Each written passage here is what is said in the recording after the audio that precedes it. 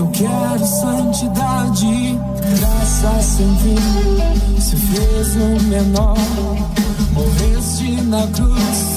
Amor sem igual, um oceano de paz, alegria e bondade. Vem ao teu reino. Eu quero santidade, fogo ardente, queima.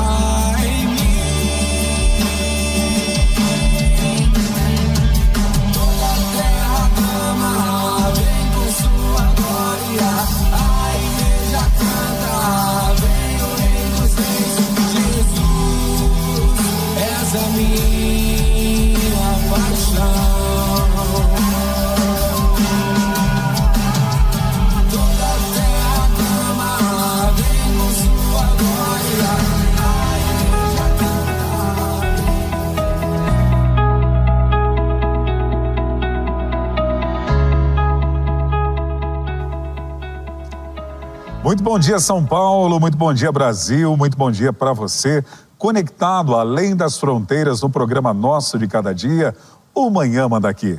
Nós somos a Igreja O Brasil para Cristo no Mandaqui, presidida pelo nosso querido pastor sênior Joel Estevanato. Quero agradecer a Deus o privilégio de entrar na sua casa nesta sexta-feira ou no seu local de trabalho ou onde quer que você esteja. Hoje na Manhã Mandaqui é a típica sexta-feira da conversa teológica e eu tenho aqui ao meu lado ele que é professor, palestrante, um pastor itinerante, o meu amigo Carlos Eduardo. Seja bem-vindo, pastor Carlos Eduardo. Bom dia.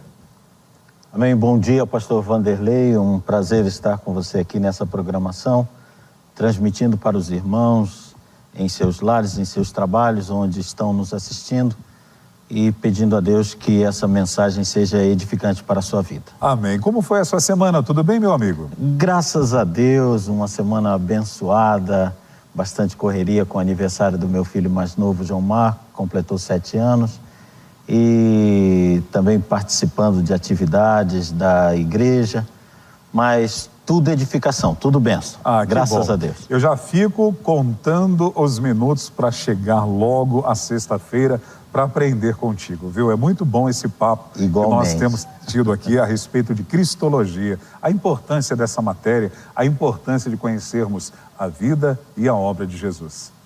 Maravilha, eu também fico contando o tempo e aprendendo com o pastor e buscando mais na palavra de Deus, porque a gente nunca considera aquele pouco que a gente sabe o suficiente. A gente está sempre buscando, até porque é gostoso transmitir para os nossos irmãos verdades que sejam edificantes para as suas vidas. Amém. Eu tinha um professor que me dizia sempre que o homem só deixa de aprender quando pensa que sabe tudo. Bonito esse seu lado.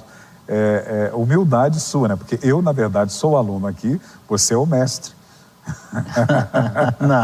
Não, somos todos professores e alunos nessa vida e alguns consideram isso humildade, eu considero uma constatação, né? E fugir disso é que seria impróprio, inadequado, que seria a exceção no caso, porque a grande verdade é o aprendizado, a grande verdade da vida é o aprendizado. É verdade. Meu amigo, hoje, dia 8 de abril, é o dia que se comemora o Dia da Natação. O senhor gosta de nadar? Eu gosto muitíssimo, mas não sei.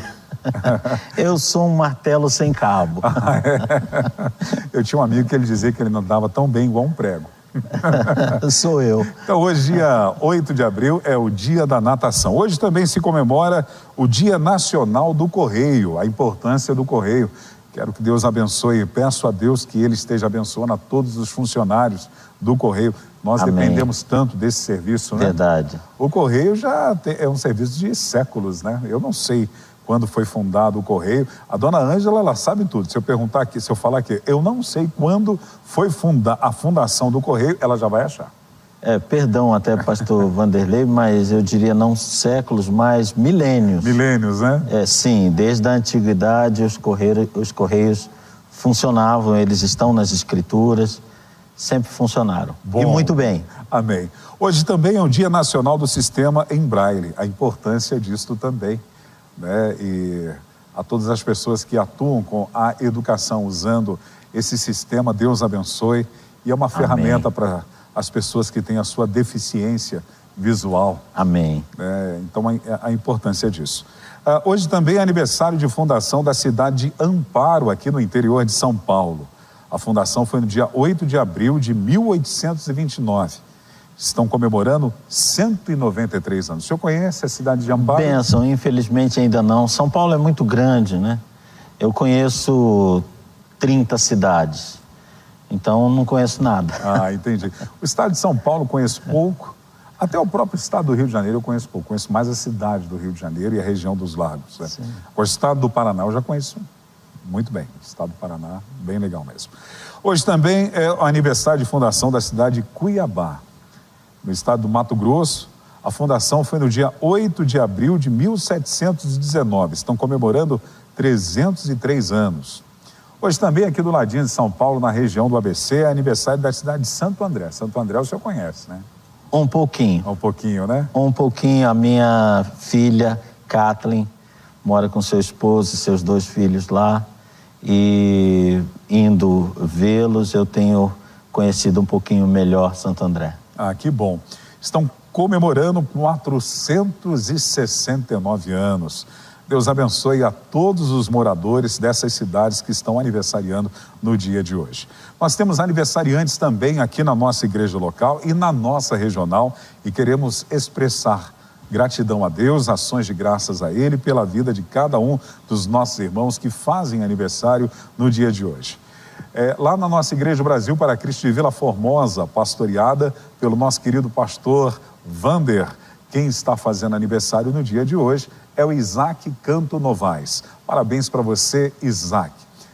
Aqui na igreja local, no Brasil para Cristo no Mandaqui, as pessoas que estão aniversariando hoje são as seguintes: Edivaldo Vieira Santos. Edivaldo, parabéns para você. Gideão Vieira da Silva, também parabéns, Gideão. Maria Aparecida Albuquerque Lopes. Maria, parabéns para você. Valentina Diroteldes e Valéria Brito Duarte Medina. Parabéns para as nossas irmãs e para todos os aniversariantes e para você que está aí nas nossas redes sociais, seja no Facebook, no Instagram ou no YouTube e também na NetFé TV, que está fazendo aniversário no dia de hoje. Recebam os abraços da Igreja Brasil para Cristo aqui do Mandaqui, dos nossos pastores sêniores, Joel e Leonor Estevanato, e de toda a equipe da Manhã Mandaqui, hoje muito bem representada pelo Felipe Nascimento, pela nossa diretora Ângela Voltier e o Paulinho Augusto. Deus abençoe. Temos a presença hoje aqui também do presbítero Rediane Nascimento. Então, a todos os aniversariantes de hoje, sexta-feira, dia 8 de abril, Deus abençoe de uma forma rica e abundantemente. Nós queremos orar com vocês e por vocês. Vou pedir, como é de praxe, ao nosso querido pastor Carlos Eduardo para interceder pela vida de cada um. E também já vou pedir ao Senhor que ore pelos internautas de uma forma geral, para que eles tenham uma ótima sexta-feira e também um final de semana regado pelos mínimos cuidados do Senhor.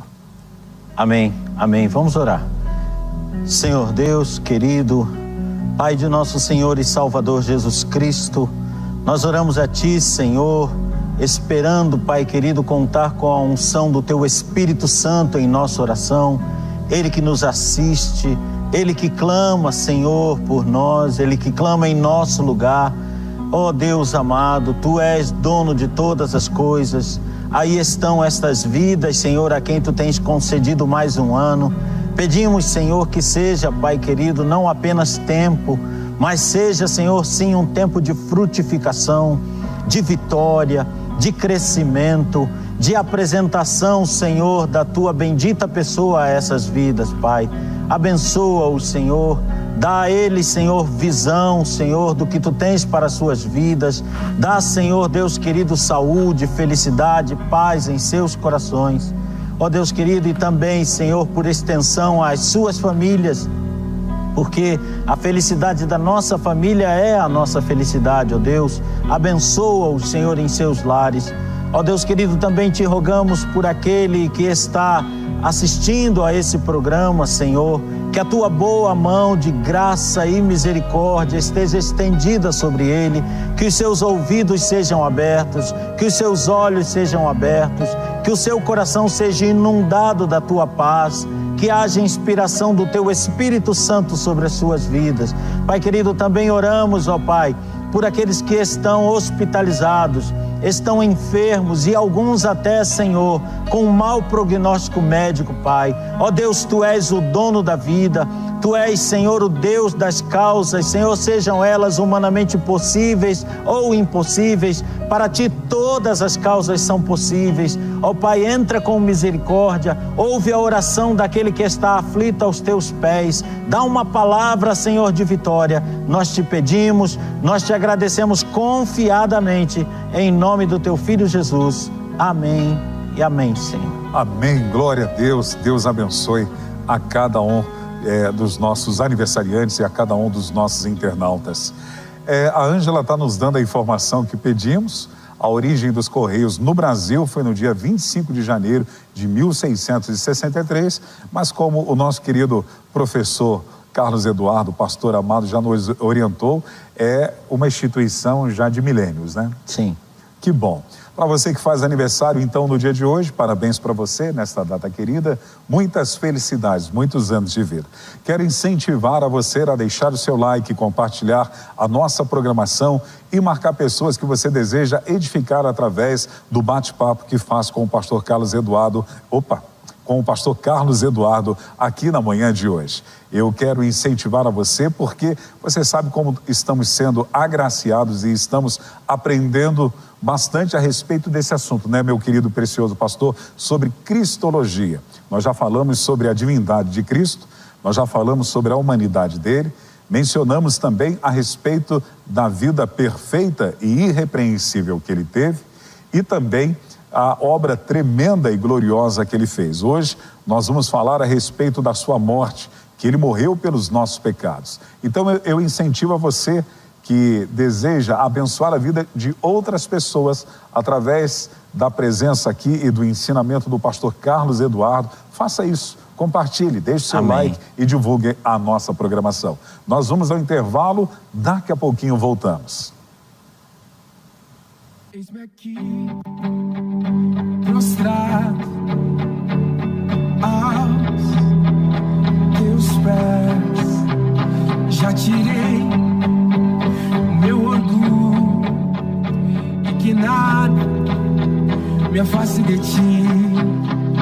Eu confio nos seus planos, posso não ver, mas eu escolho crer. A minha resposta é Deus, o meu futuro é Deus, e não importa o que aconteça, eu sou Deus.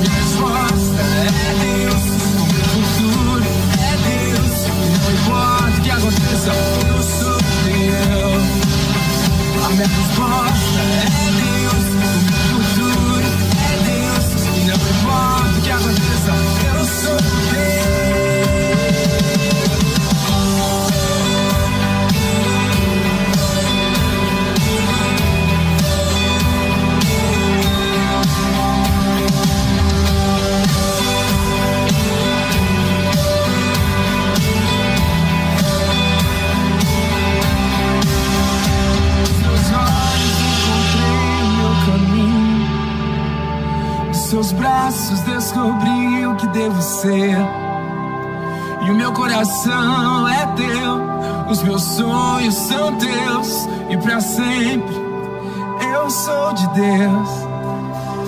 Nos teus olhos encontrei o meu caminho, nos teus braços descobri o que devo ser, e o meu coração é teu. Os meus sonhos são teus e pra sempre eu sou de Deus. Nos teus olhos encontrei o meu caminho, nos teus braços descobri o que devo ser, e o meu coração é teu. Os meus sonhos são teus e pra sempre eu sou de Deus. E o meu coração é teu. Os meus sonhos são teus e pra sempre.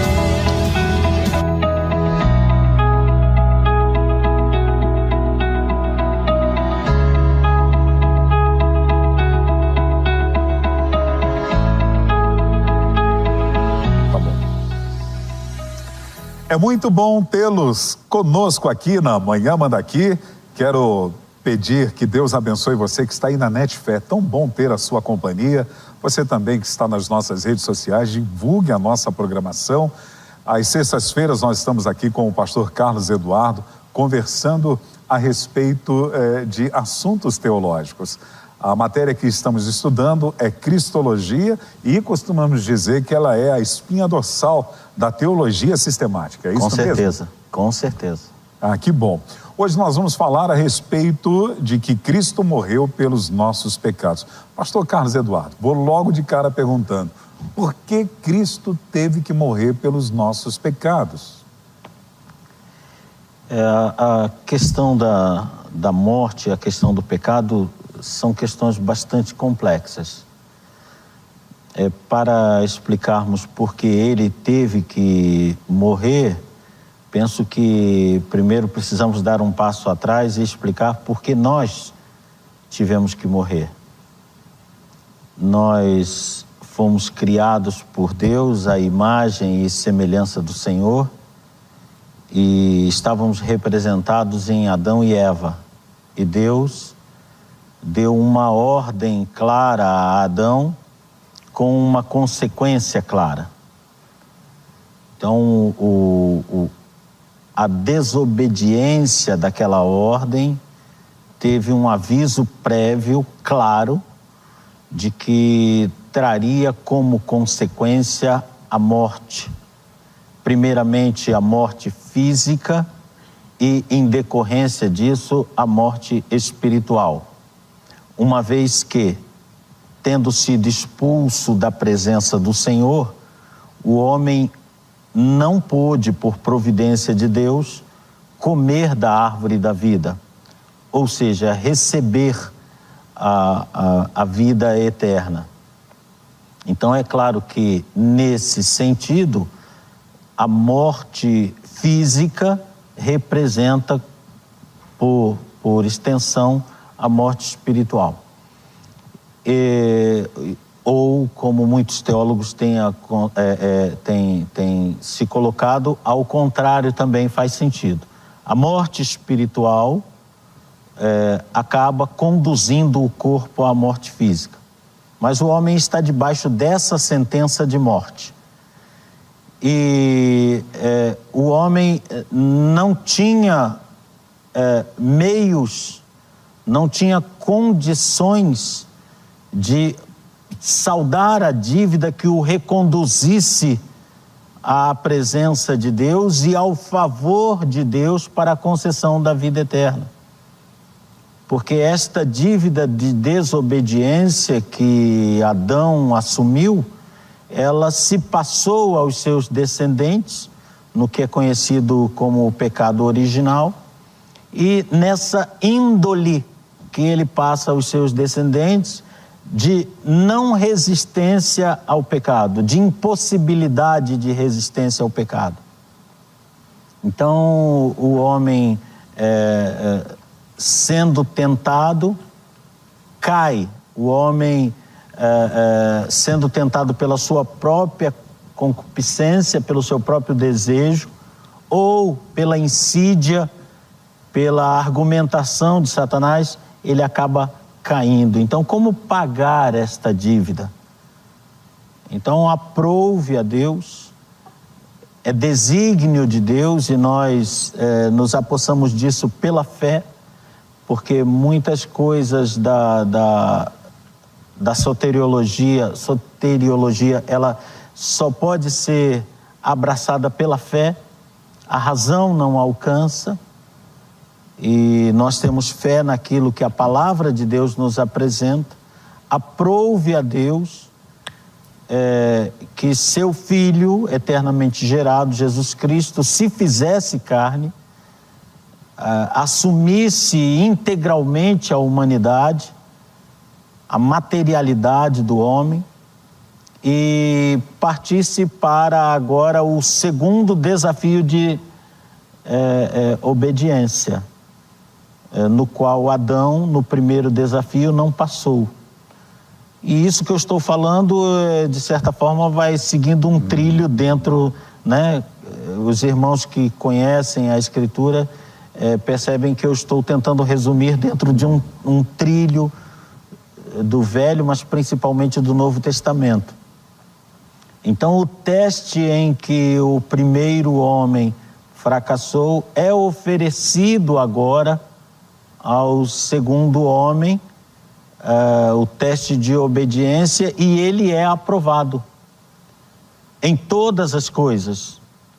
Eu diria assim que ele é aprovado no pré-teste e no teste, porque ele foi tentado antes do teste fundamental.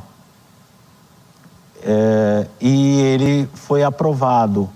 E ainda assim, sendo aprovado, não havendo razão para que ele, portanto, morresse, uma vez que o pecado, a morte é consequência do pecado. Então, como ele não pecou, não havia razão de ele morrer, ele se declara substitutivo do homem que tinha pecado.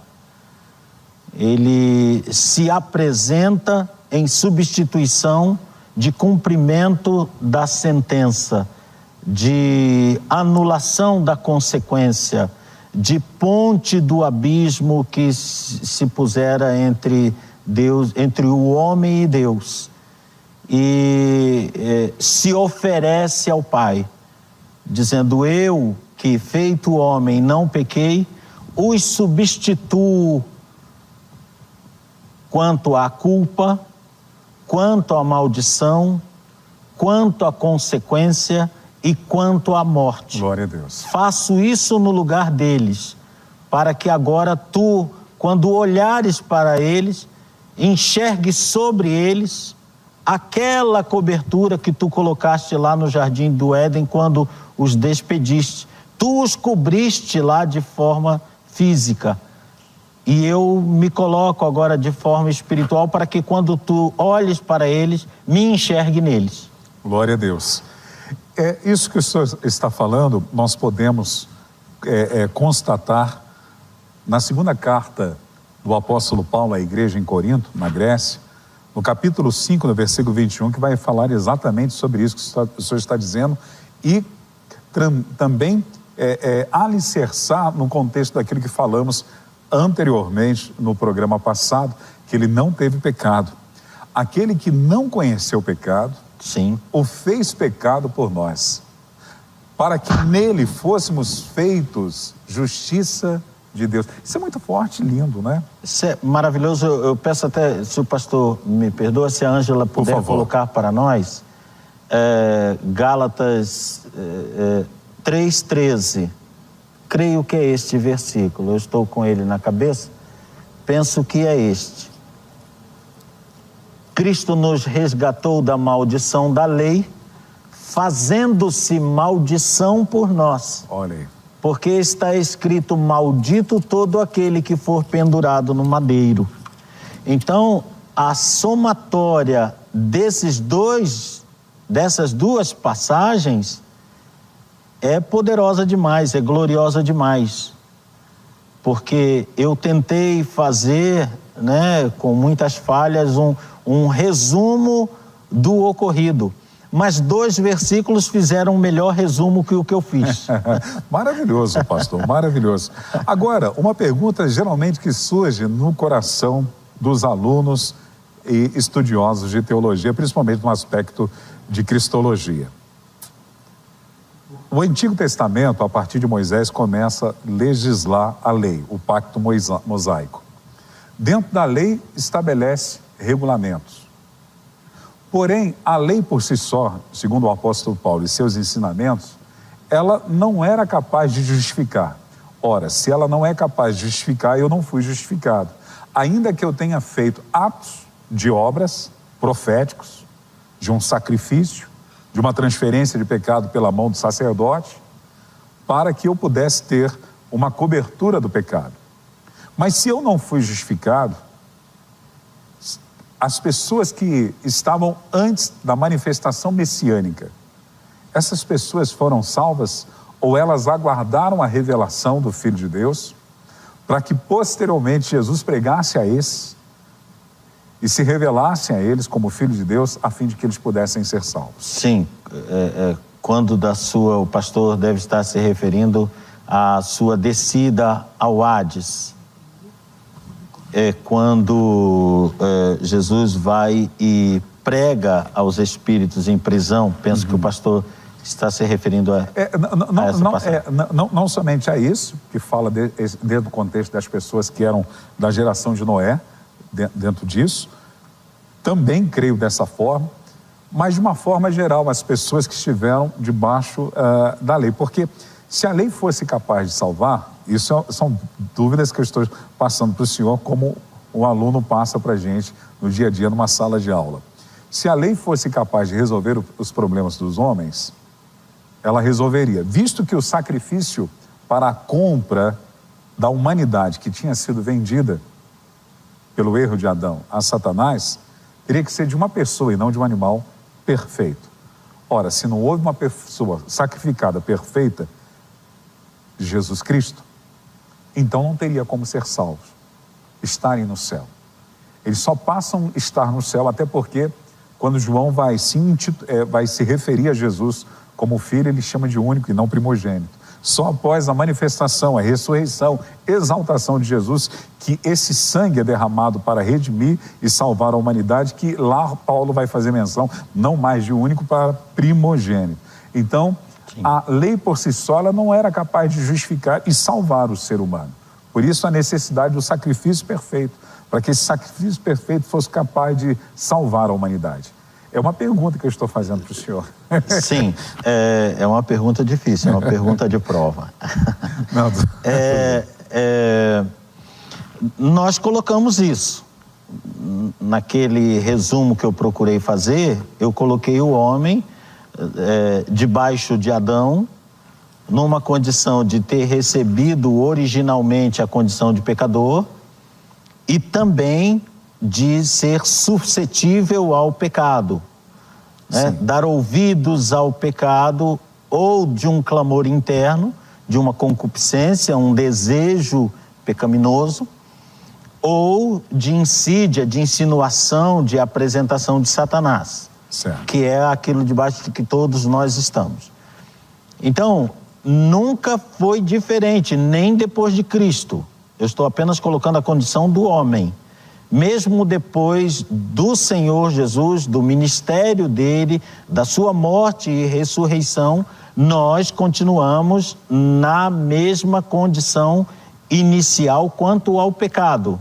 Certo. Nós somos capazes de fugir dele, mas não de anulá-lo em nossa vida, de zerá-lo, não somos capazes de uma resistência perfeita a ele. Na verdade, nós somos justificados, precisamos ser santificados para ser glorificados. Sim. Dentro disso, eu entendo que nós somos livres da culpa do pecado, nós somos livres da condenação do pecado, mas não estamos livres do poder do pecado, ou da presença do pecado. Chamemos como seja adequado, poder, presença, influência, Paulo, ele diz, o pecado não mais terá domínio sobre vocês, ainda que estejamos com esse corpo corruptível, porque ele vai ser transformado em um corpo incorruptível. Então, eu entendo assim que o poder do pecado, ele não opera mais em mim, porque eu tenho uma vida do Espírito. Mas a presença do pecado está e pode produzir essa vida do pecado também, diante das minhas decisões e escolhas erradas. A condenação do pecado não mais. Nenhuma condenação está para aqueles que estão em Cristo Jesus, Romanos 8, que não andam mais segundo a carne, mas sim segundo o Espírito, que é vida. Sim, porque aconteceu, eu penso que a palavra-chave nessa análise aí é metanoia. Metanoia. Aconteceu uma mudança de mente. O pecado de que eu ainda sou passivo, ele me incomoda como incomoda Deus. Ele me frustra como ele aborrece ao Senhor. Eu o rejeito, eu o reconheço como mal. Ele não traz nenhuma ilusão à minha mente de que eu estou certo. Não, eu estou agora tomado da pessoa do Espírito Santo, eu estou com a mente de Cristo e eu sinto repulsa de mim mesmo quando claramente vejo que caí no que não gostaria de fazer. Então, há uma mente diferente que não recebe, que não acata, que não se conforma, e todas essas palavras são bíblicas, são doutrinárias, são do Novo Testamento, né? Romanos 12, não vos conformeis com o presente século. Eu não me conformo, eu não estou dentro dessa forma. Isso foi um acidente no meu percurso. Ou como lá em João, na sua primeira epístola, no capítulo 1, principalmente nos primeiros versículos até o versículo 9, né? Se confessarmos os nossos pecados, confessa aquele que tem a mente suscetível ao Espírito Santo e que recebe do Espírito Santo, você pecou, né? Então, nós temos uma mudança de mente, mas ainda somos influenciados pelo pecado. Agora, voltando à questão original. Então, se o homem estava assim, era assim, está assim e era assim, e é assim, o que mudou? A lei, ela é colocada para os homens apenas no tempo de Moisés. Antes da lei, e isso é argumento de Paulo, antes da lei, o Senhor já tratava com a humanidade. O Senhor já recebia sacrifício e eles não eram previsão de lei. Sim. Eram uma tentativa de apaziguamento humano. Pois bem, essa tentativa antes da lei era insuficiente. Quando isso foi legislado por Moisés, permaneceu insuficiente. Porque o cordeiro é puro, mas a mão que o apresenta não é. O cordeiro é inocente, mas a mão que o fere não é. E tornará a entrar nessa condição. Não há, na verdade, metanoia.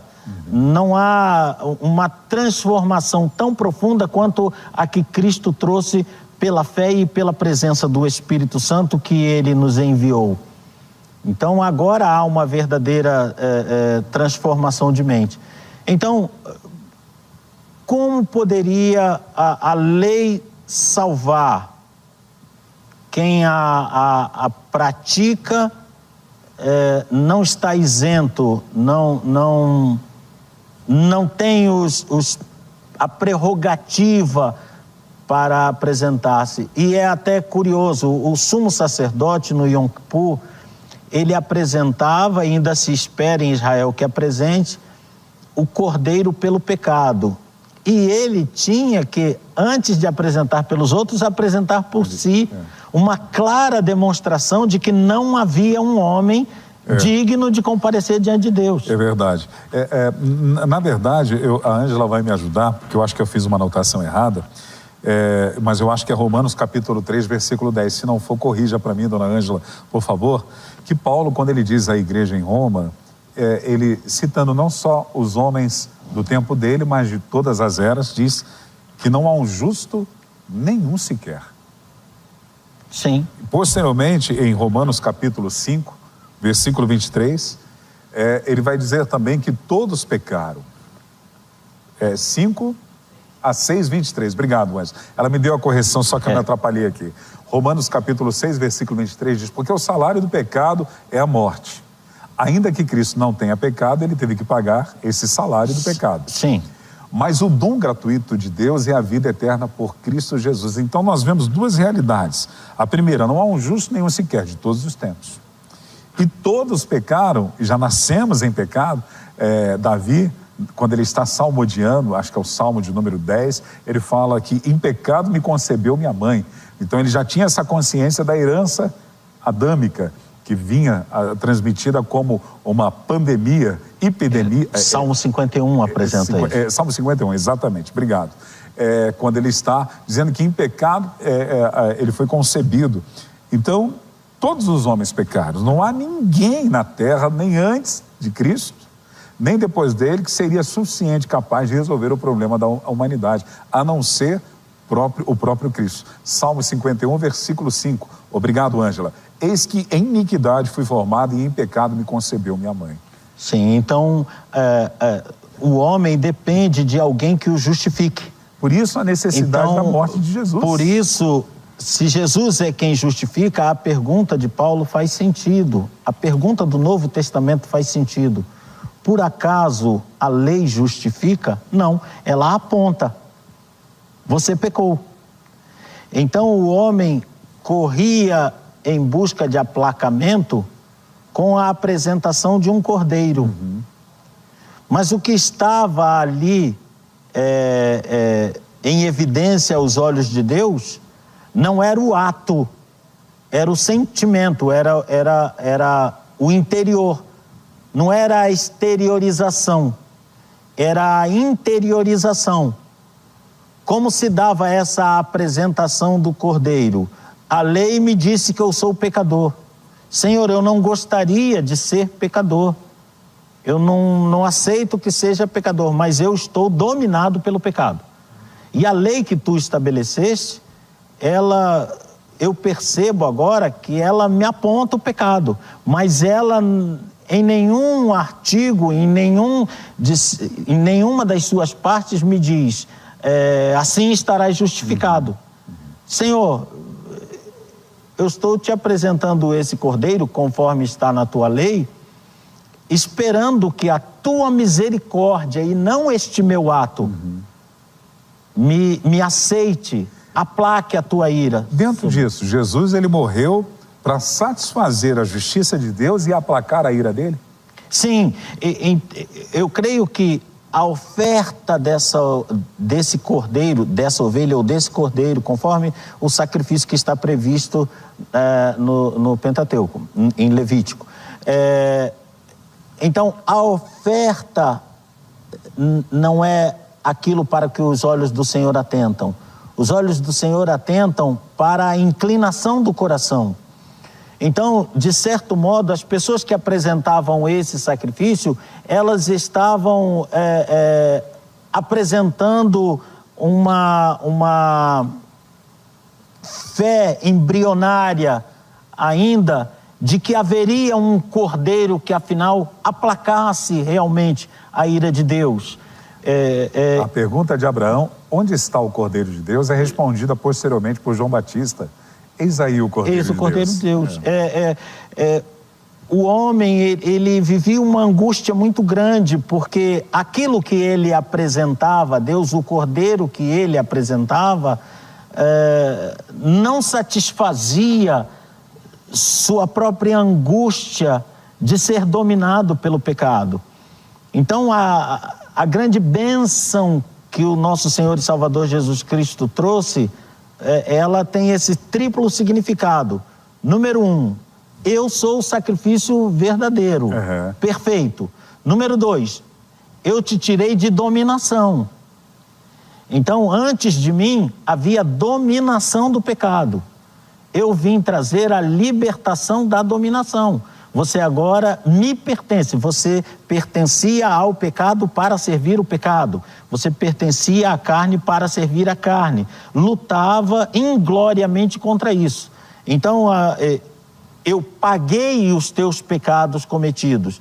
Eu te tirei de debaixo de dominação. E eu te levarei a uma condição que sequer o pecado existirá.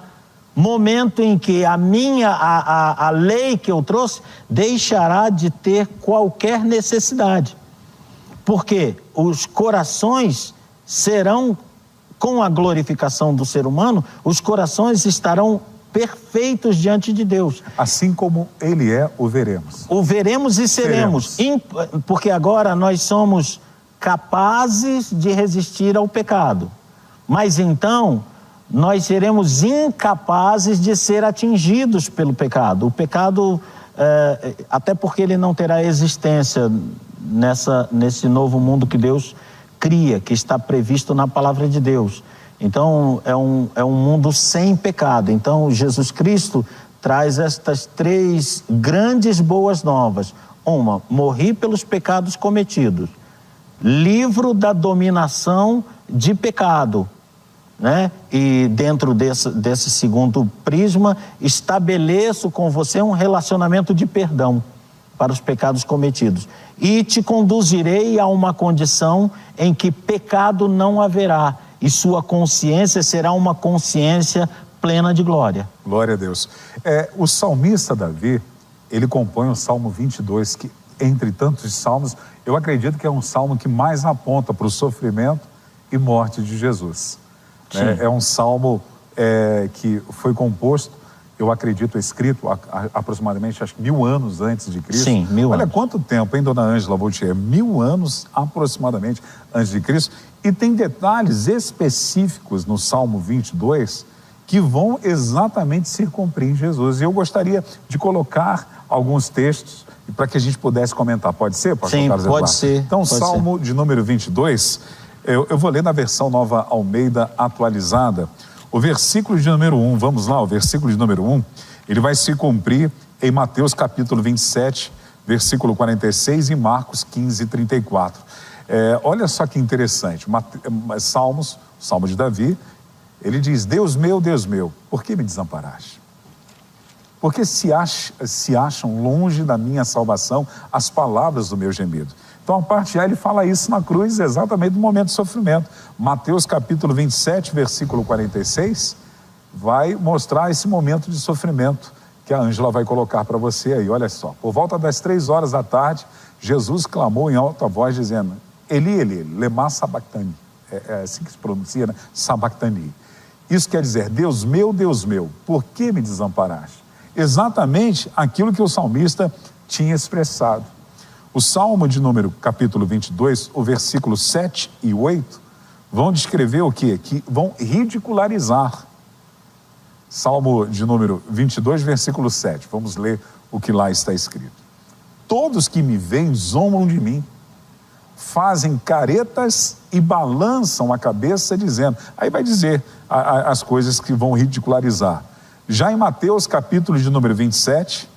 o versículo 39 ao 43 vai mostrar isso dentro do contexto da vida de Jesus. Os que iam passando blasfemavam contra ele, balançando a cabeça e dizendo: Sim.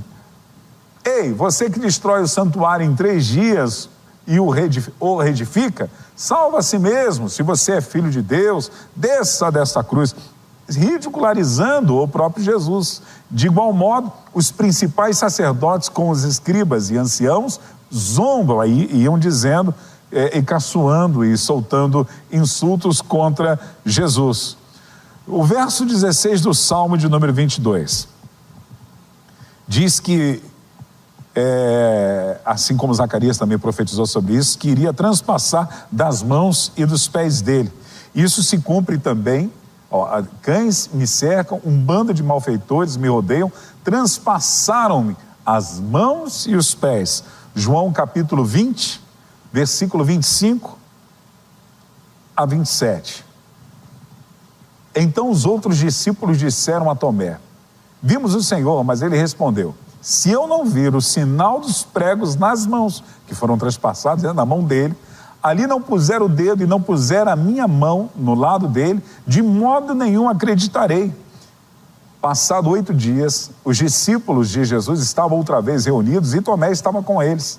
Estando as portas trancadas, Jesus veio, pôs-se no meio deles e disse: paz estejam com vocês. E logo disse a Tomé: põe aqui o seu dedo e veja as minhas mãos. Estenda também a sua mão e ponha do meu lado. Não seja incrédulo, mas cristão, crente, né? Se cumprindo também na vida de Jesus. O versículo 17 de Salmo 22, fala que nenhum dos seus ossos, os ossos do Messias, seriam quebrados.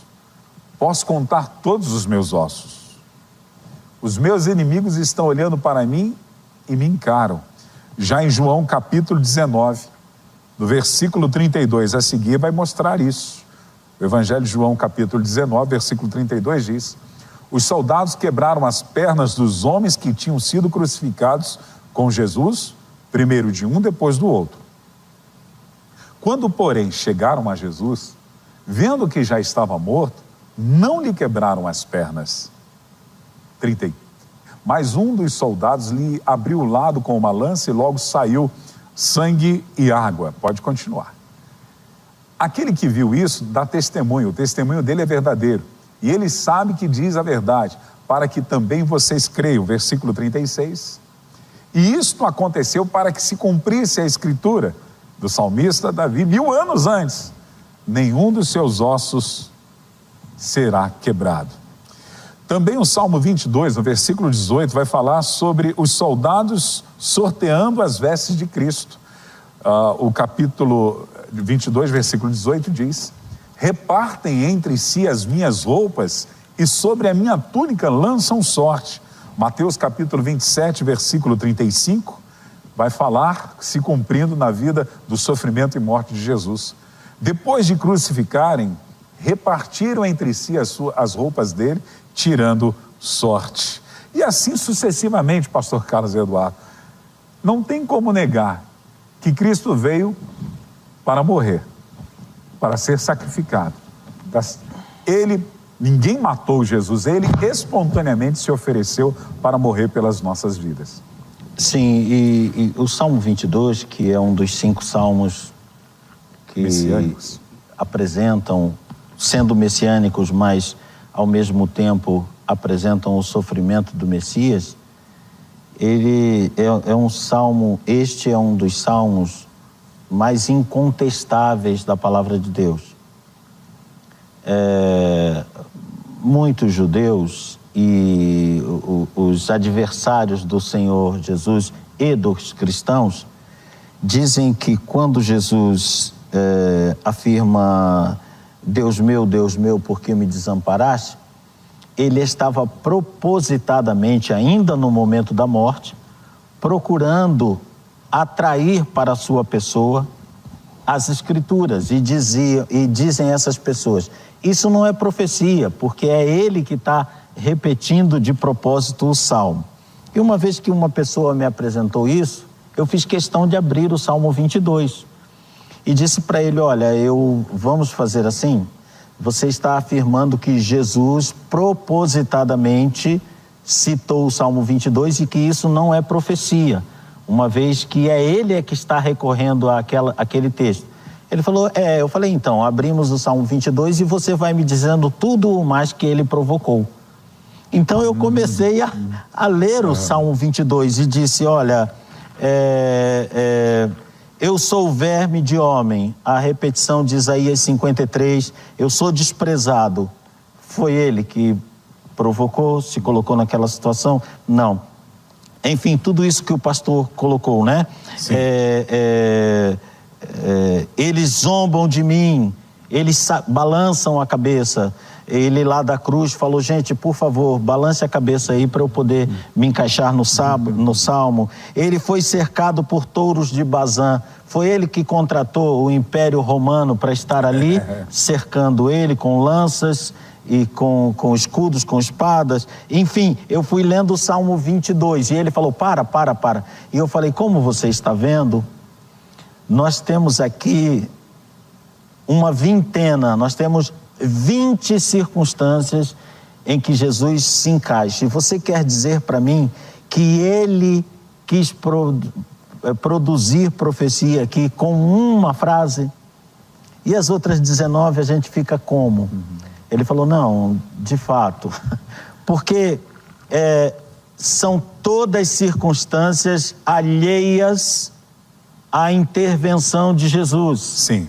E que se cumprem rigorosamente nele e que mostram o cuidado de Deus, o cuidado do Espírito Santo em preparar 1000 anos antes da sua vinda uma identificação, um credenciamento. Eu chamo isso, no que eu escrevi, de credenciamento, né, para uma determinada pessoa. Então, a preocupação de Deus em relação ao seu Filho ser apresentado a nós, ela é uma preocupação, ela é intencionalmente tão bem estruturada que torna impossível ao mais blasfemo dos homens achar argumento. Porque aqui são 1000 anos antes. Verdade. A crucificação não existia, o traspassamento de mãos e pés não existia. Verdade. A condenação no meio de salteadores não existia. Os romanos inventaram isso 100 anos, 150 anos antes de Cristo, então com uma defasagem de 850 anos.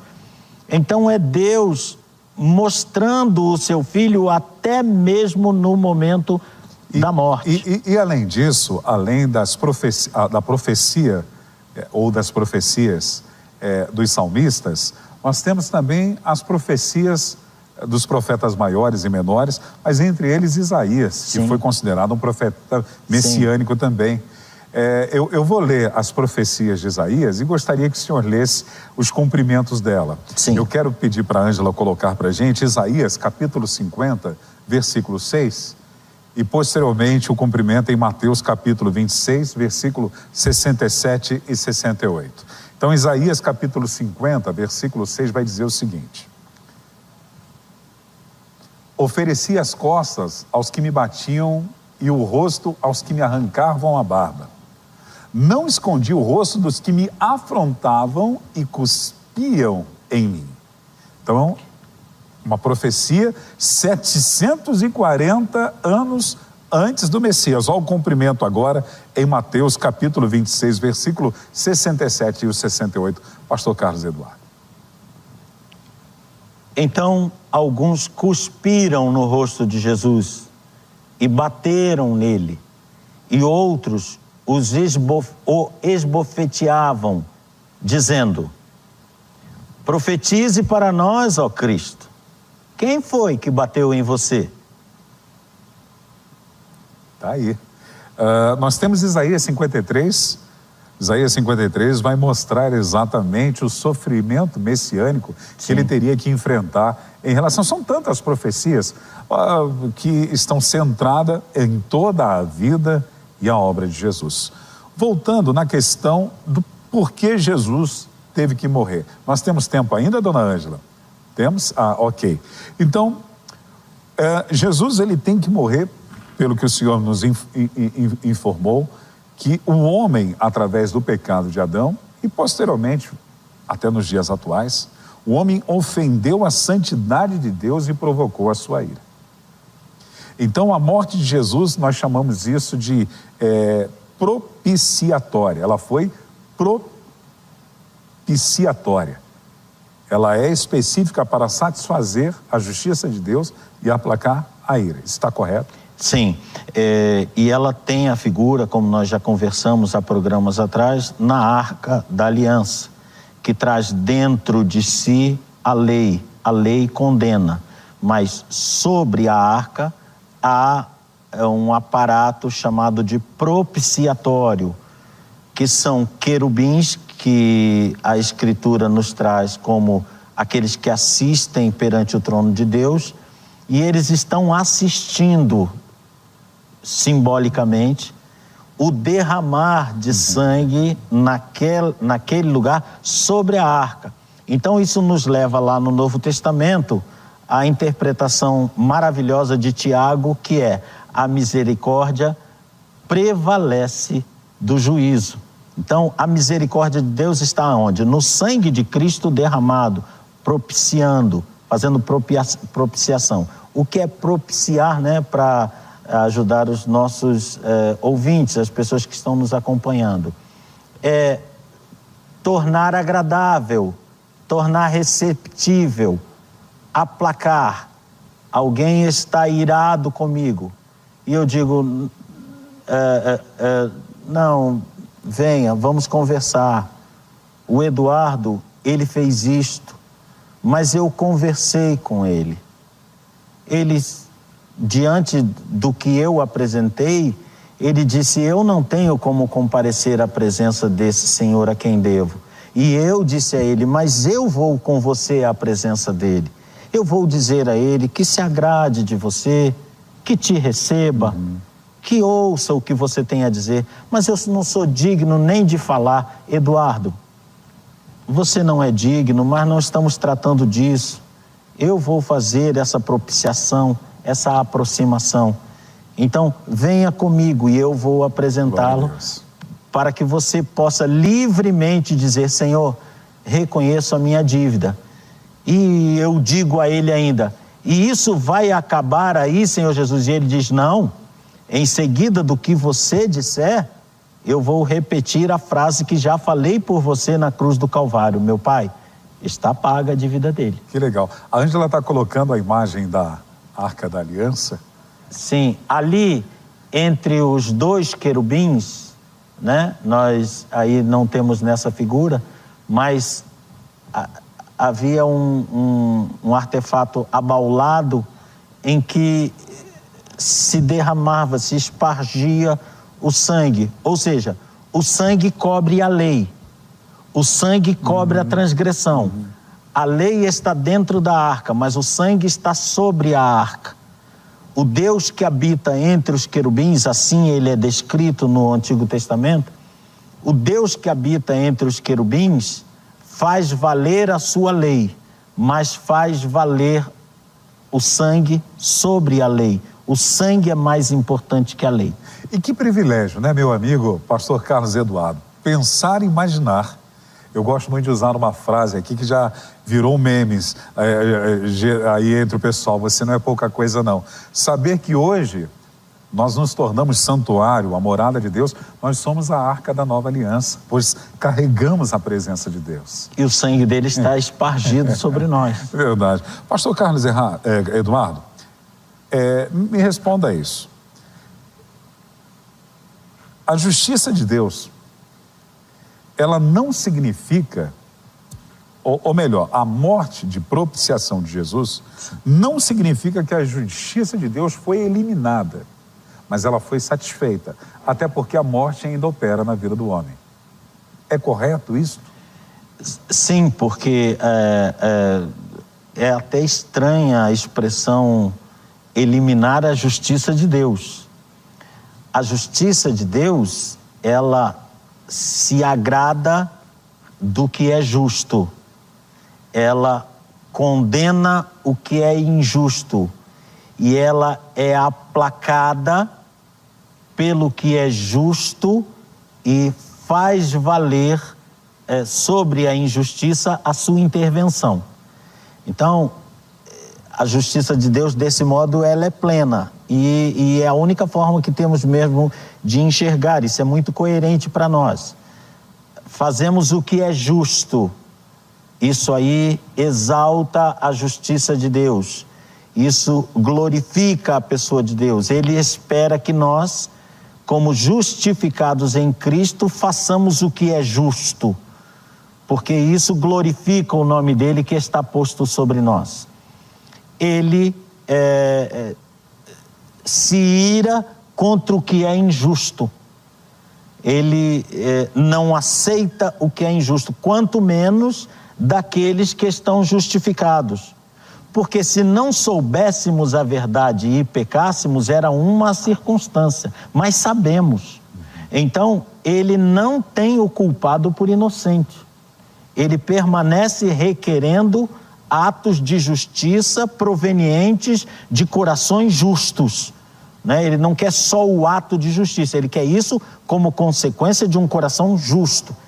Toda vez que ultrapassamos essa linha, que erramos o alvo, que nos deixamos vencer do pecado, a ira do Senhor é aplacada pelo sacrifício de Cristo, desde que confessemos em nome de Jesus Cristo o nosso pecado.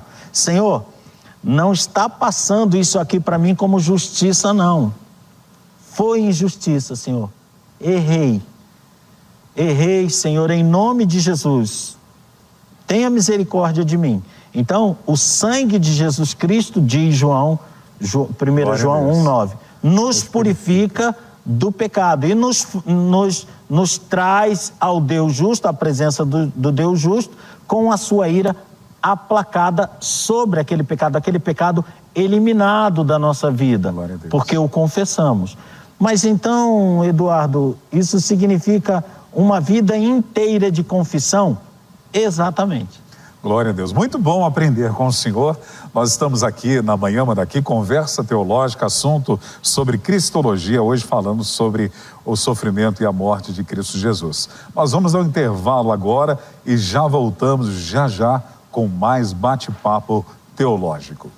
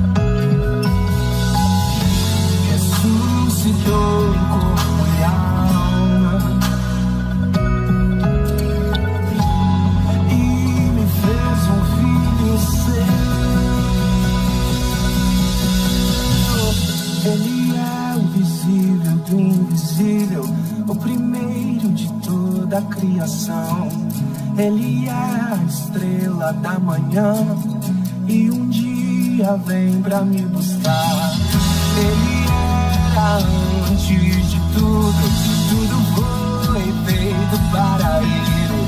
Seja a glória, a honra e o louvor para aquele que me salvou. O Verbo se fez carne e habitou entre nós, veio ao mundo, mas o mundo não o conheceu. Se esvaziou de sua glória, tornou-se servo e se humilhou. Por isso Deus o exaltou e acima de todo o nome está. A morte não segurou. Não, não, não, não, não, não, pois nele havia dor algum. Ressuscitou em corpo e alma e me fez um filho seu. Ele é o visível, bem invisível, o primeiro de toda a criação.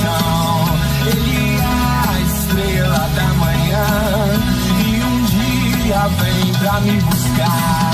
Ele era antes de tudo foi feito para ele. Seja a glória, a honra e o louvor.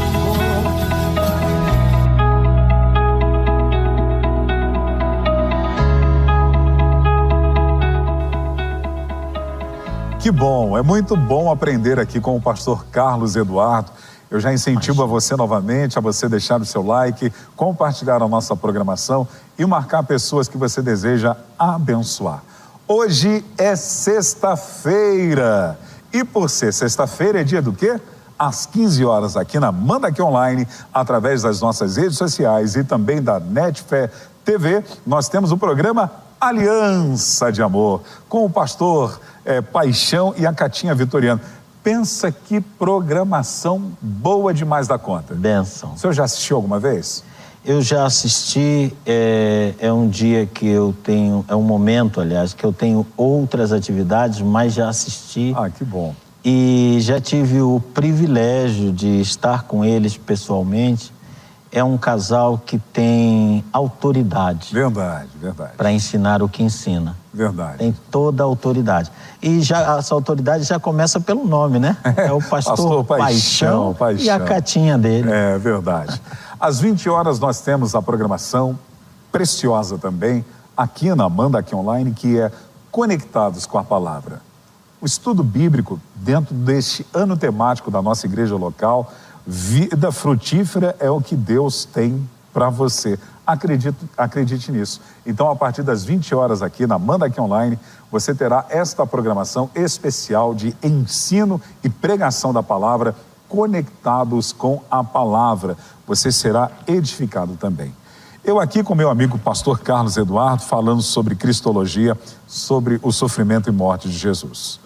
A morte de Jesus, ela foi substitutiva.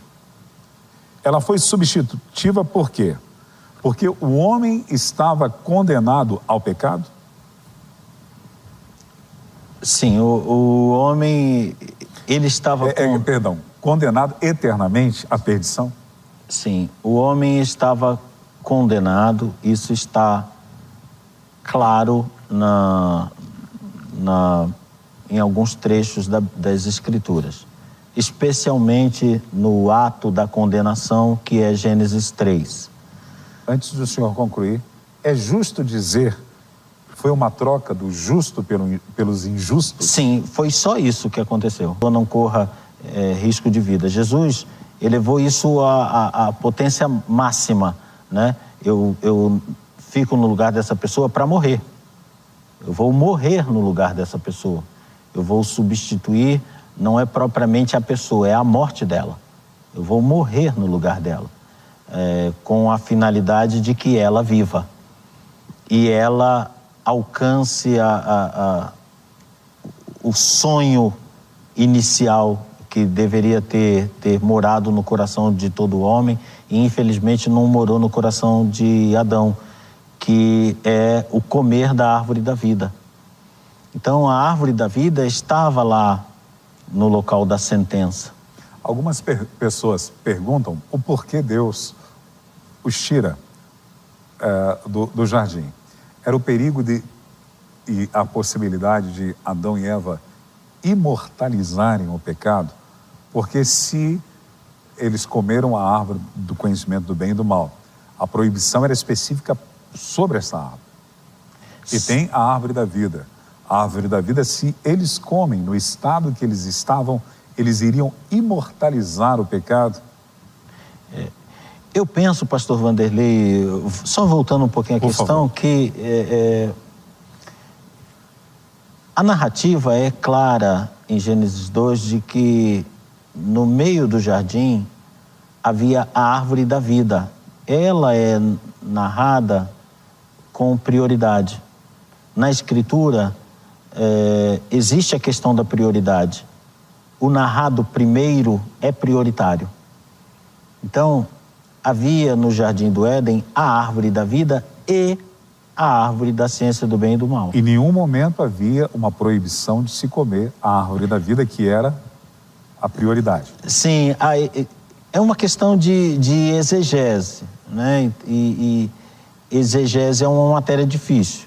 A minha exegese, a minha interpretação, aquela que eu penso que as Escrituras me conduzem, né, até me forçam ao entendimento, é dependente do que está registrado. Número 1, havia no centro do jardim a árvore da vida e a árvore da ciência do bem e do mal. Não era distintas. Não era uma árvore.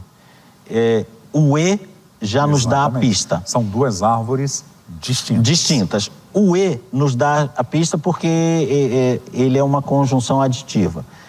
Mas, lá na frente, o homem vai comer de uma e ser expulso para não comer da outra. Então, há duas, não é verdade? Sim. Lá está dizendo que havia a árvore da vida e a árvore da ciência do bem e do mal. E lá na frente, no capítulo 3, o homem come e Deus o expulsa para que ele não coma da outra árvore também. Deus diz também da árvore da vida. Então... E aí vem a minha pergunta. Pelo fato de eternizar o pecado, o homem pecador? Sim, se o homem comesse da árvore da vida, a sentença viria sobre a árvore do bem e do mal. Eu penso que a sentença de Deus seria ao homem: está autorizado a comer da árvore do bem e do mal. Porque é uma pessoa santa, pura, que passou no teste da obediência e que agora pode conhecer o bem e o mal sem ser dominado pelo mal. Então, quando ele come, ele poderia comer da árvore da vida a qualquer momento. Quando ele come da árvore do bem e do mal, ele inverte a sentença. Porque se lá era um homem e uma mulher puros, que passaram no teste da obediência e agora recebem a sentença de que podem comer da árvore do bem e do mal, quando esse homem come primeiro da árvore do bem e do mal, ele se torna impuro. E conduzi-lo à árvore da vida seria perpetuar a impureza.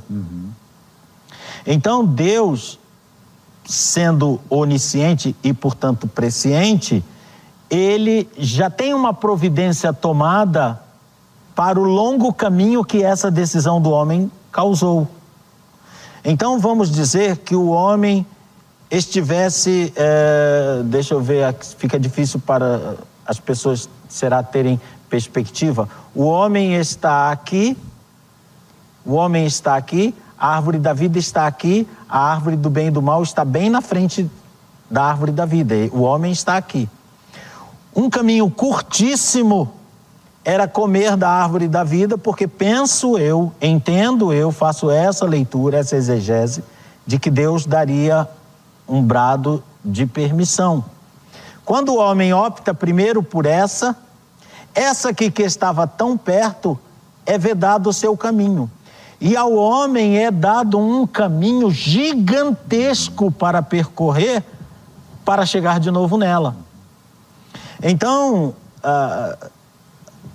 a lição que eu tiro para nós, para os nossos ouvintes hoje é: cuidado com a atitude que você toma, porque tomada na ordem adequada, o caminho é curto e simples. E tomado na ordem inadequada, você vai ter que percorrer quilômetros e gastar e cortar os seus pés para chegar naquilo que estava tão perto. Então reflita antes do que faz, não tome atitude sem refletir, consulte o Espírito Santo de Deus. Então Deus lançou a sentença porque se ele permite que este homem agora, impuro, dominado pelo pecado, coma da árvore da vida, já não há remédio, o sacrifício de Cristo já não faria sentido, porque ele se tornou eterno como pecador. Então nós temos hoje um pecador mortal. Acreditamos que com uma alma eterna, mas a sua vida no presente tempo é mortal. E ele está debaixo de condenação eterna, portanto, debaixo de morte eterna, se ao final desta vida humana ele não tiver achado propiciação para o que Adão e nós fizemos, né? Ninguém pode dizer, mas Eduardo, eu vou ser condenado pelo que Adão fez? Não, eu sou condenado pelo que Adão fez e pelo meu consentimento com o que Adão fez, cada vez que eu faço algo correspondente ao que Adão fez. Eu estou dando o meu sim para Adão e o meu não para Deus. Eu estou confirmando para Deus, olha, eu sou tão pecador quanto Adão. Eu culpo Adão pelo que ele fez, mas surge a circunstância e eu tomo a decisão errada também. Então, sou tão pecador quanto ele. Então, se eu, durante a vida que Deus me dá, que Deus me concede, não busco essa propiciação em Cristo, a seguir-se da minha morte física, vem a minha morte espiritual, porque Hebreus 9, 27, o homem tem uma vida e segue-se da morte dessa vida o juízo. E acabou com a reencarnação agora. Esse texto que você deu. O homem está ordenado a morrer uma só vez, vira depois. Sim, a reencarnação, conquanto seja uma bem elaborada doutrina humana, ela não encontra o menor amparo nas Escrituras. Verdade. Porque ela é substitutiva. Sim. O Espiritismo é substitutivo. Se eu posso evoluir por mim mesmo, eu não necessito de Cristo. Verdade. Então o Espiritismo substitui Jesus Cristo. Verdade. E como o senhor mesmo disse sobre o autor de Hebreus lá, dizendo, ao homem está ordenado a morrer uma só vez. E segue-se a isto o juízo. Exatamente. Pastor, então nós aprendemos hoje que a morte de Jesus foi propiciatória. Houve a satisfação da justiça de Deus e aplacou a sua ira. Aprendemos também que a morte de Jesus foi um sacrifício, isto é, ela foi substitutiva. Nós aprendemos também a respeito da redenção. Jesus, ele veio para ser o nosso Redentor. Dentro disso, ele teve que morrer para pagar este preço. Por exemplo, o autor de Hebreus, no capítulo de número 2, Ângela Voltier, Hebreus capítulo 2, versículo 14 a 15, vai falar sobre isso. Vamos lá? Então, ele tem que pagar esse preço. Quem tinha o direito, então, da humanidade? Para que ele pagasse esse preço e a sua morte fosse uma morte redentora. O autor de Hebreus, no capítulo 2, versículo 14, vai dizer: visto, pois que os filhos têm participação comum de carne e sangue, nós já lemos esse texto em outras conversas. Exatamente. Também Jesus, igualmente, participou dessa condição, dessas coisas, para que pela sua morte destruísse aquele que tem o poder da morte, a saber, o diabo, versículo 15, e livrasse todos os que, pelo pavor da morte, estavam sujeitos à escravidão por toda a vida. Isso significa que a redenção de Jesus foi para tirar o direito legal dado por Adão a Satanás? De dominação sobre a espécie humana. Uma legalidade. A palavra legalidade é interessante porque no mundo espiritual ela é mais real do que a grande maioria das pessoas e até dos cristãos reconhece. Legalidade é uma autorização que não cortada, não encerrada, perpetua seus efeitos. Então, o diabo recebeu de Adão legalidade de dominação sobre o ser humano. Essa legalidade do diabo, ela se manifesta notoriamente por causa do pecado. Uma vez que o homem é sujeito ao pecado, não consegue resistir indeterminadamente, infinitamente ao pecado, ele vai cair no pecado. O diabo, se apossando deste fato, recebendo a legalidade de Adão, começa a insidiar, a induzir, a propor ao homem coisas que o mantenham debaixo de seu domínio. O homem, por pavor da morte, da consequência do pecado, ele, em vez de buscar o que dê solução, ele se agarra a uma vida de pecado. ele se abraça a uma vida de condenado, ele se assume condenado, o que é estranho, mas é verdadeiro. É o que nós encontramos na humanidade. O homem não projeta uma fuga dessa condição, ele projeta uma circunstância, perdido por um, perdido por mil. Se eu estou na lama, vou me lambuzar inteiro. Se eu pisei na lama, vou me lambuzar inteiro. Ou seja, ele não busca a resposta adequada a isso, né? E Jesus trouxe essa resposta adequada. Como o diabo, através do pecado, tinha dominação sobre o homem, tinha essa legalidade sobre o homem, então Jesus veio e morreu substitutivamente. Morreu para redimir o homem da condição de dominação. Ele fez o que Boaz fez com Ruth, né? Ela não tinha nenhum direito no povo de Israel. Ela era uma moabita. A lei mosaica proibia os descendentes dela de entrar no templo. Ela estava debaixo de maldição. E Boaz, e isso é interessante nas figuras da Escritura, Boaz é um parente de Noemi. Só um parente podia redimir. Então isso aponta para Cristo, que para nos redimir se fez nosso parente de carne, se fez carne e sangue conosco, ou seja, se fez nosso irmão, para assumir dentro da lei de Moisés a característica perfeita de quem redime, de quem pode comprar, de quem pode pagar dívida. O remidor. O remidor, que é o caso de Boaz. Então ele torna público que estou redimindo Noemi. E que representa aqui o povo de Israel. Torno público que estou redimindo Noemi. E torno público que estou redimindo sua nora Ruth, que era moabita, que somos nós os gentios. Linda esse simbolismo, então, essa figura, né? A Bíblia tem um simbolismo extraordinário. Então, Jesus veio redimir Noemi, povo judeu, mas para redimir Noemi, se casa com Ruth, igreja. É verdade, lindo isso, lindo. Moabita, né? O maldito que não entrava, o filho pródigo, você use a imagem que você quiser. Mas Jesus Cristo, Efésios 2, nos abraçou a todos, judeus, gentios, homem e mulher, todos numa só família. Como é que se chama essa família? A dos redimidos, a daqueles por quem ele pagou o preço. E Pedro vai dizer, fechando esse pacote, vocês não foram comprados com ouro e prata. Gente, isso perece. Gente, isso tem valor na terra, físico.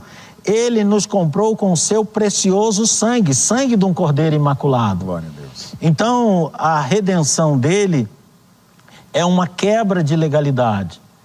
E eu gostaria de enfatizar, pastor Vanderlei, é muito importante a questão da legalidade. Pecado é legalidade. Permanecer no pecado é dar legalidade ao diabo sobre você, sobre sua casa, sobre sua família, sobre sua descendência. É dar legalidade. Falar coisas indevidas é legalidade. Blasfemar de Deus é legalidade. Eu quero dizer uma coisa muito séria aqui, que vai me indispor com muita gente.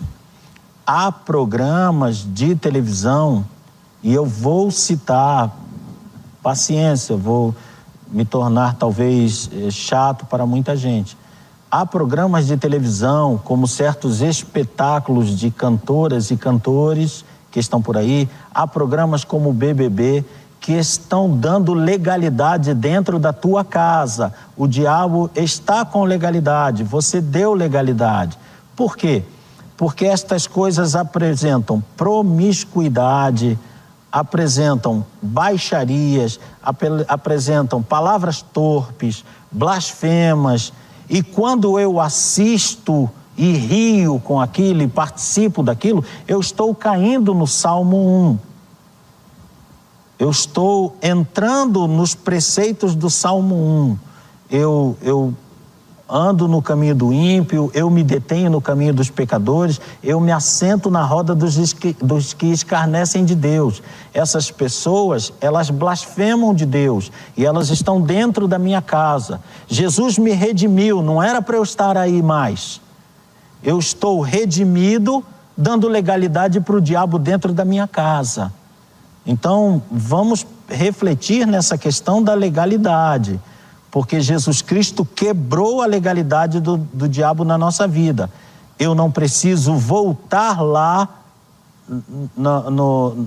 como Pedro diz, no meio dos porcos e distribuir pérolas para porcos ou me misturar com os porcos. E eu vejo cristãos votando. Eu votei em fulano, eu votei em cicrano. Mas aquele cicrano, pega aqui, o que ele fez no programa? Um monte de promiscuidade. Aquele outro ciclano, o que ele fez? Um monte de indecências, um monte de blasfêmias. E eu escolhi entre um dos dois qual é o que eu prefiro. Certamente Deus eu não escolhi. Morte de Jesus, propiciatória, substitutiva, redentora e reconciliadora. Baseado na segunda carta do apóstolo Paulo à igreja em Corinto, 2 Coríntios capítulo 5, o versículo 17, começar 17 até o 21, vai dizer o seguinte, vamos lá. E assim, se alguém está em Cristo, é nova criatura, as coisas antigas se passaram e eis que se fizeram novas. Ora, tudo isso provém de Deus que nos reconciliou consigo mesmo por meio de Cristo e nos deu o ministério da reconciliação. A saber que Deus estava em Cristo reconciliando consigo o mundo, não levando em conta os pecados dos seres humanos e nos confiando a palavra da reconciliação. Portanto, somos embaixadores do nome de Cristo, como se Deus exortasse por meio de nós, em nome de Cristo, pois pedimos que vocês se reconciliem com Deus. Aquele que não conheceu pecado, Deus o fez pecado por nós, para que nele fôssemos feitos justiça de Deus. Isto é, a morte de Jesus, ela produziu a reconciliação. Houve a paz do homem arrependido, transformado, que aceitou esta propiciação, crê nessa ação substitutiva, foi redimido e agora ele é reconciliado com Deus? Sim, a palavra reconciliação, ela traz um claro aspecto de amizade, intimidade, conversa, proximidade, abertura de coração. Então, até aqui nós viemos tratando com termos que indicam mais aceitação. Deus me aceita, Deus me permite, mas o Senhor Deus, ele não está satisfeito com isso. E ele, é como se ele, a Escritura é uma carta dele para nós, né?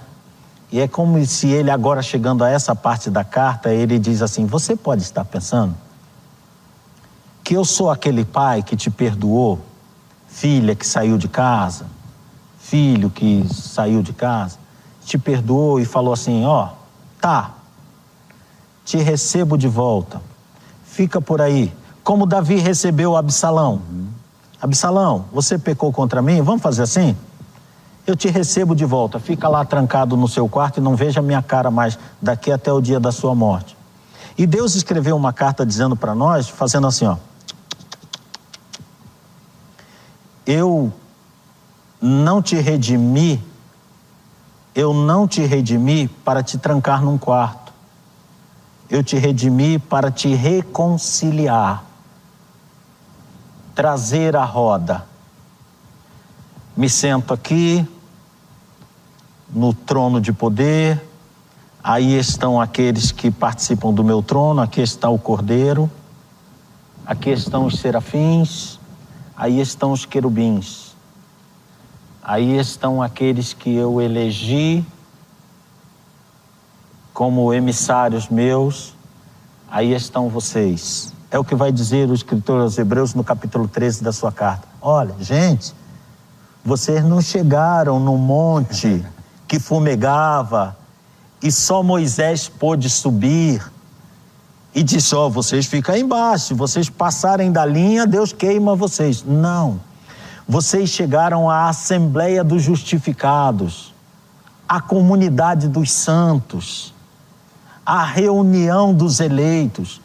Então, isso é o que traz a palavra reconciliação. A amizade estava quebrada, aquele passeio de Deus todo dia conversando com Adão estava quebrado. Reconciliar é trazer o passeio, trazer a conversa. É você numa oração dizer Abba, que significa papaizinho. Eu tive uma colega, uma amiga, irmã, ela orava, ela não conseguia, acho que ela leu muitas vezes seguida Efésios, né? E ela não conseguia, ela orava, ela falava, papaizinho, eu estou preocupada, papaizinho, com a salvação daquele moço, papaizinho, o que o senhor vai fazer? E alguns nossos irmãos, todos jovens, né? Olha, faz tempo isso. E zombavam dela e diziam, olha, você numa oração você usa 40 papaizinhos. Aí eu saí em defesa dela, falei, queridos, ela tem a intimidade de filhinha, então o papai dela é papaizinho. Então reconciliação é isso, fomos reconciliados, temos paz com Deus, Romanos 5:1, estamos em paz. Glória a Deus. Né? O meu filho, cada coisa que o meu filho mais novo faz, né? Os mais velhos eu ainda faço, mas tenho que encontrar com eles, que eles têm a família deles. Mas cada coisa que o meu mais novo, que vive comigo, faz, cada coisa que ele faz, eu estico a mão e bato, aí bato. Ou seja, eu tenho uma proximidade tão grande que eu toco mão com o meu filho. Jesus Cristo morreu na cruz do Calvário para que você tenha acesso à presença do Pai, o chame de papaizinho, e tenha amizade e paz com Ele. Muito bom, pastor Carlos Eduardo. Nós sabemos que ele nasceu para morrer. Sim. Mas a morte não o deteve.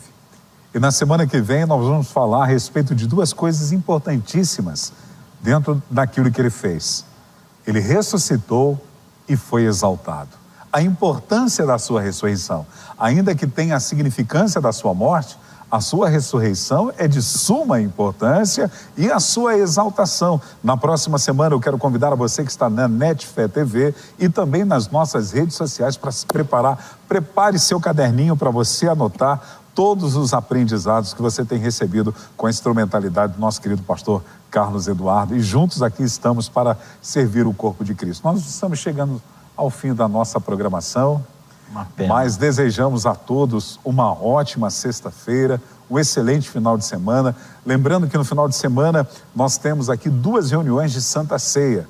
A partir das 10 horas da manhã, pastor Joel Estevanato pregando no primeiro culto, nesse culto de Santa Ceia, e posteriormente às 19 horas, pastor Joel Estevanato pregando nesse segundo culto. Nós estamos situados na Avenida Ultramarino, 616, aqui no bairro Lausanne Paulista, na zona norte de São Paulo. Quero convidar você também, você que está aí na região do ABC, a Santo André, São Bernardo, São Caetano e Diadema. Eu estarei pregando no domingo à noite, na festividade da Igreja Brasil para Cristo em Diadema.